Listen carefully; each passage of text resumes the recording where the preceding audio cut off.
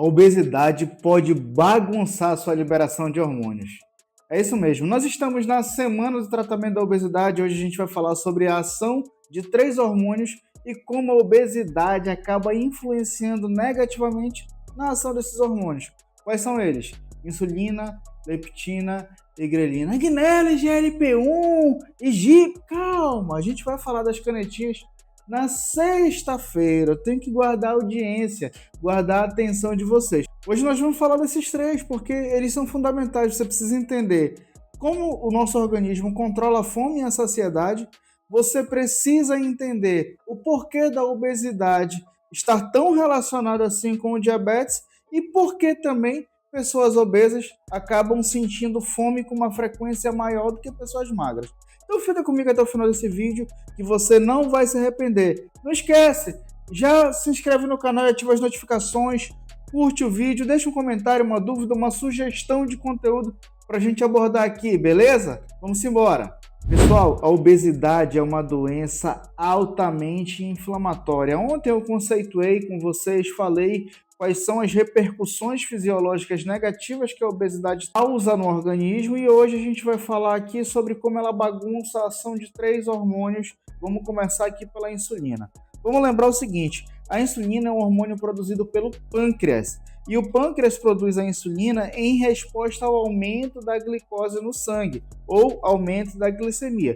Quando você come, então, há uma sinalização para o pâncreas de que a sua glicose aumentou, de que a sua glicemia aumentou, e o pâncreas então pega, libera a insulina, as células beta-pancreáticas liberam a insulina, e essa insulina viaja através do sangue, se ligando a receptores de membrana, na fibra muscular, no fígado, no tecido adiposo. E o que acontece? Receptores de glicose ou transportadores de glicose vão pegar essa glicose que está no sangue e jogar para dentro do músculo, do fígado, da célula de gordura, enfim, das células que necessitam de glicose e diminui então a glicemia plasmática. Isso é o que acontece num sujeito eutrófico, num sujeito magro, numa pessoa não obesa. Só que vamos lá, a pessoa começou a ganhar peso, o que vai acontecer? A pessoa começou a ganhar peso de maneira desordenada, começou a acumular gordura, o pâncreas aumenta a produção de insulina, aumenta a liberação de insulina, porque, obviamente, está chegando mais glicose. Chega um momento que o pâncreas começa a produzir insulina em excesso, e essa insulina tem dificuldade de se ligar aos seus receptores. Essa dificuldade começa principalmente nos receptores das fibras musculares. Os receptores de gordura, eles também ficam resistentes à insulina? Ficam, só que demora-se um pouco mais para isso acontecer. Quando a insulina tem dificuldade para se ligar ao seu receptor na fibra muscular, busca um tecido mais próximo e esse tecido é o tecido adiposo. E a pessoa já está ganhando peso, já está com sobrepeso, está ficando obesa, ela tem um tecido adiposo em abundância, então ela vai ter receptores em abundância. E olha só que interessante, na célula adiposa, a ação da insulina é muito parecida com a da célula muscular, ou seja, ela se liga ao receptor, a célula adiposa capta a glicose e utiliza essa glicose. Só que quando isso acontece em excesso, quando isso acontece demasiadamente, a célula adiposa vai ter preferência por degradar a glicose e não mais a gordura. E aí o metabolismo dessa pessoa, ou melhor, o emagrecimento, o gasto de gordura dessa pessoa vai ficando comprometido. A partir do momento em que a célula adiposa também se torna resistente à ação da insulina, mais glicose vai ficar no sangue, o que pode culminar com o diabetes, e mais gordura fica dentro do tecido adiposo. Só que essa gordura no tecido adiposo, ela vai sendo metabolizada lentamente. No entanto, ainda assim ela é metabolizada. E grande parte dos ácidos graxos que estão ali naquele tecido adiposo, eles são liberados para a circulação sanguínea. O metabolismo da pessoa está lento, a pessoa está obesa, a pessoa está gastando pouca energia, ou melhor, ela não está gastando energia suficiente para metabolizar grande parte dessa gordura. O que vai acontecer? Os ácidos graxos eles podem se acumular circulação sanguínea, e aí você tem a formação de placas de ateroma, que nós até conversamos ontem. Então, uma das respostas que o exercício vai fazer e a dieta vai fazer é aumentar a sensibilidade à insulina, porque você vai comer menos, você vai se exercitar mais, o seu músculo vai necessitar mais de glicose, aquela insulina liberada pelo pâncreas vai conseguir se ligar melhor aos seus receptores na célula muscular e fazer com que a glicose entre mais facilmente na fibra muscular. Por outro lado, a leptina é um hormônio produzido pelo tecido adiposo, não é pelo pâncreas. O tecido adiposo ele produz a leptina em resposta à ingestão de comida também.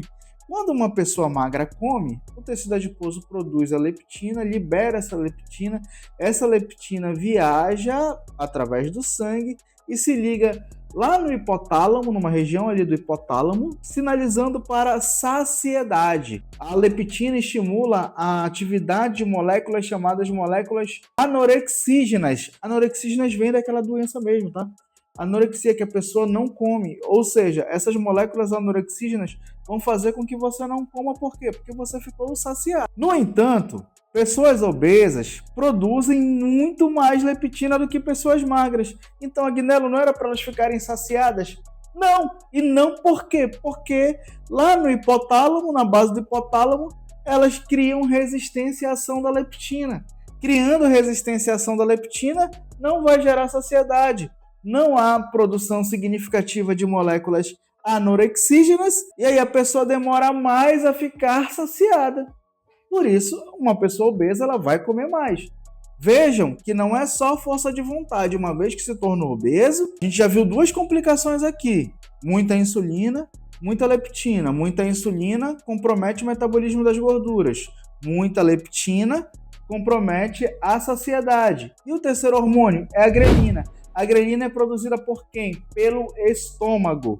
A grelina é produzida pelo estômago mediante o esvaziamento gástrico, ou seja, quando você está há muito tempo sem comer, o seu estômago ele esvazia e aumenta a produção de grelina. E a grelina, ela também age no cérebro, sinalizando para a atividade de moléculas já conhecidas como orexígenas. O contrário de orexígenas é anorexígenas, lá da leptina. A grelina, ela estimula então as moléculas que vão fazer com que você sinta fome. A pessoa obesa, o que acontece? Ela tem quase a mesma produção de grelina que de uma pessoa magra. Veja só que interessante. Então, por que ela sente mais fome, Agnello? Ou sente fome com mais frequência? Porque é o seguinte, quando uma pessoa magra come, imagina que aqui, ó, pessoa magra, pessoa obesa. Quando a pessoa magra come, a concentração de grelina dela vai logo lá para baixo. Então, o sinal de fome dessa pessoa, ele é diminuído de maneira significativa. Da pessoa obesa, esse sinal de grelina ele vai descendo lentamente. Ou seja, por mais tempo essa grelina fica mandando informação lá para o cérebro dizendo: esse cara está com fome, esse cara precisa de comer. E veja só que interessante, um mecanismo de defesa do organismo, quando a pessoa começa a emagrecer, é aumentar a secreção de grelina, aumentar a produção de grelina. Aumentando a produção de grelina, e quando você começa a emagrecer, o seu metabolismo ele vai ficando mais lento, ou seja, vai sendo mais difícil de você metabolizar aquela quantidade de quilocalorias, o processo de emagrecimento torna-se extremamente complexo. E por isso eu falei no vídeo de ontem de acolhimento. As pessoas acham que acolhimento é lacração, não é. Eu não estou dizendo para você pegar o obeso, botar no colo e falar: ô meu bebezinho, é assim que a gente vai fazer. Não, não é isso. Acolhimento é você mandar real para a pessoa, conversar com essa pessoa e falar: olha, o nosso processo é o seguinte, a gente vai fazer uma restrição calórica, inicialmente não é uma restrição calórica severa, a gente vai muito mais mudar os seus hábitos aqui, você não vai ter uma diminuição significativa da ingestão de quilocalorias nesse início, mas a gente vai mudar o que você come.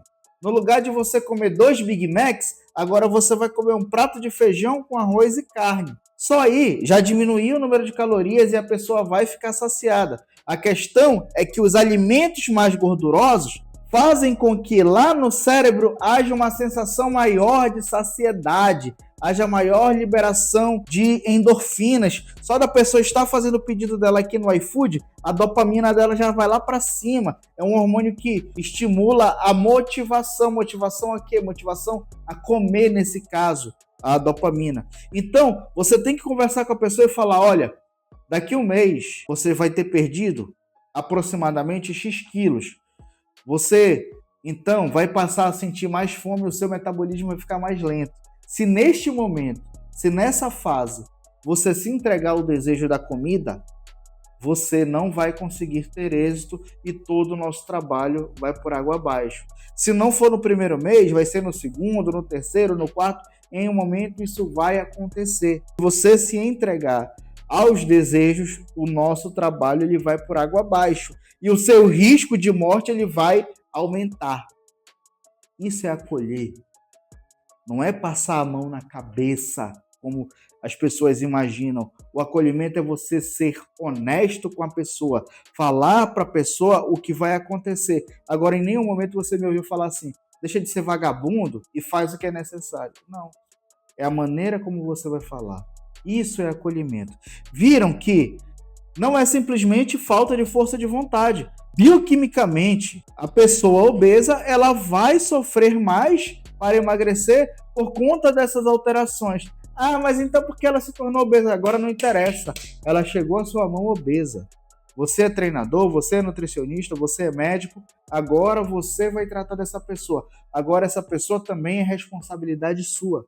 E aí, agora o trabalho, então, já que ele é conosco, vamos fazer esse trabalho direitinho. Se você está assistindo esse vídeo, você não é um treinador, você não é um nutricionista, você não é um médico, você está precisando de uma consultoria, de um atendimento, de uma ajuda para emagrecer, entre em contato comigo que eu te ajudo.